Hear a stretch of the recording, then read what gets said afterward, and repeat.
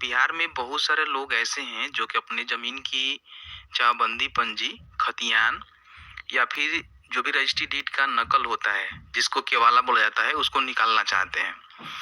तो अभी जो है बिहार सरकार के द्वारा एक बहुत ही अच्छी अपडेट निकल के आ रही है। अब यहाँ पे आपको जो है कार्यालय का चक्कर नहीं लगाना पड़ेगा, क्योंकि बिहार में बहुत सारे ज़मीन का पेपर ऐसे हैं जो कि ऑनलाइन तो बताए जाते हैं कि आप निकाल सकते हैं, बट एक्चुअल में होता क्या है कि ऑनलाइन स्कैन करके अवेलेबल नहीं होता है, नहीं निकाल पाते हैं। लेकिन अभी जो अपडेट आया हुआ है ना, इसके माध्यम से कहीं भी किसी भी जिले का जमीन का पेपर निकालना चाहते हैं, चाहे कोई भी पेपर हो, उसको निकाल सकते हैं। कई बार क्या होता है कि आपका जमीन का जो पेपर है ऑनलाइन अवेलेबल नहीं होता है, तो उसको रिक्वेस्ट भी कर सकते हैं। अब इसको लेकर देखेंगे तो बिहार सरकार के द्वारा जो आधिकारिक तौर पे नोटिस है उसको जारी कर दिया गया है, और साथ ही साथ ऑनलाइन जो इसकी रिक्वेस्टिंग है ना, वो भी यहाँ पे शुरू कर दी गई है। इस वीडियो में जो है पूरी जानकारी बताएंगे, कैसे रिक्वेस्ट करना है, कैसे जमीन का पेपर निकालनी है, कैसे रिक्वेस्ट करना है, इसकी पूरी प्रोसेस बताएंगे। लेकिन उससे पहले अभी तक आपने इस वीडियो को लाइक नहीं किया हुआ है तो प्लीज वीडियो को लाइक करेंगे, शेयर करेंगे, क्योंकि बहुत सारे लोग ऐसे हैं जो कि वीडियोज को देख लेते हैं, लाइक शेयर नहीं करते हैं।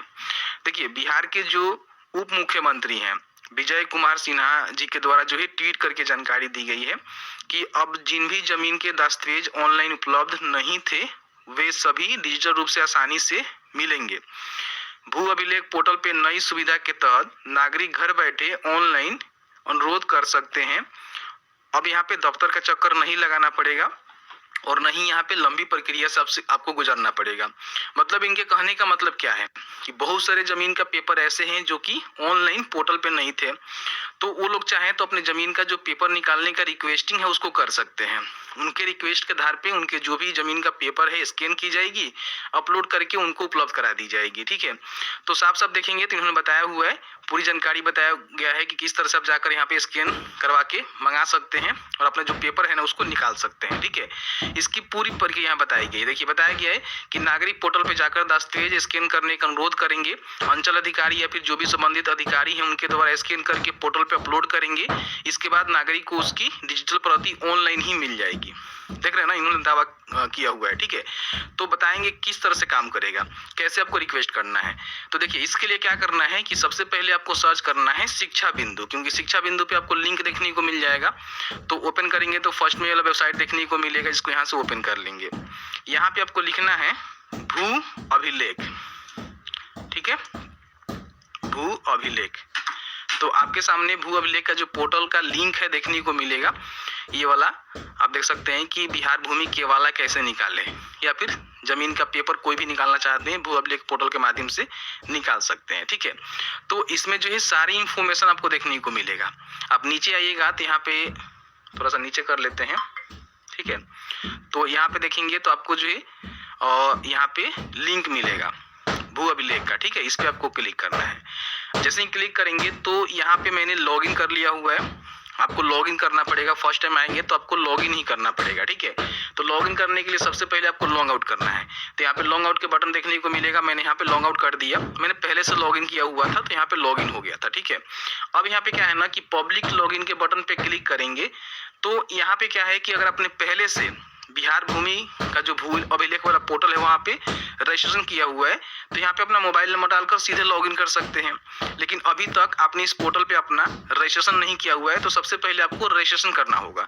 तो इसके लिए यहाँ पे देखेंगे आपको देखने को मिलेगा न्यू यूजर रजिस्ट्रेशन, इस पे क्लिक करेंगे। यहाँ पे अपना जो भी मोबाइल नंबर उसको डालकर सेंड ओटीपी के बटन पे क्लिक करेंगे तो आपके नंबर पे एक ओटीपी जाएगा। ओटीपी डालने के बाद आपका नाम, जो भी आपका एड्रेस है वो पूछे जाएंगे, और एक जो ये पासवर्ड आपको क्रिएट करना होगा। बड़ी आसानी से अपना जो आईडी है ना उसको आप यहाँ पे क्रिएट कर पाएंगे। अब जैसे ही अपना आईडी यहाँ पे क्रिएट कर लेते हैं तो अब यहाँ पे लॉगिन करके जो भी अपना दस्तावेज है उसको निकाल सकते हैं। अगर दस्तावेज अवेलेबल नहीं है तो रिक्वेस्ट कर सकते हैं।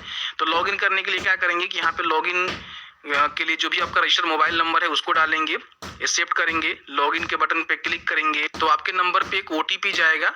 जो नंबर आपने दिया हुआ है उस ओटीपी को यहाँ पे आपको डालनी होगी और यहाँ पे वेरीफाई ओटीपी के बटन पे आपको क्लिक करना है। तो इस तरह से आप वेरीफाई हो जाएंगे। ठीक है, और लॉगिन भी हो जाएंगे। जैसे ही लॉगिन करेंगे तो आपके सामने कुछ इस तरह से इंटरफेस यहाँ पे देखने को मिलेगा, ठीक है। अब यहाँ पे क्या करना है कि जो भी आपको डॉक्यूमेंट निकालनी है ना, उसका सिलेक्शन सबसे पहले डॉक्यूमेंट टाइप में आपको सिलेक्ट करके बतानी होगी। जैसे कि मान लीजिए एडीएम कोर्ट केस का कोई डॉक्यूमेंट आपको निकालना है, और record related to land acquisition का निकालना है, यहाँ पे देखिए अतिक्रमण अभिलेख आपको निकालना है, या फिर पंजी निकालना है, बंदोबस्त अभिलेख आपको निकालना है, बंदोबस्ती भूमि पंजी निकालनी है। मतलब कि सारे डॉक्यूमेंट यहाँ पे देखेंगे आपको देखने को मिल जाता है, ठीक है। जैसे कि मान लीजिए मुझे जमाबंदी पंजी निकालनी है, अगर आपको खतियान निकालना है खतियान भी निकाल सकते हैं।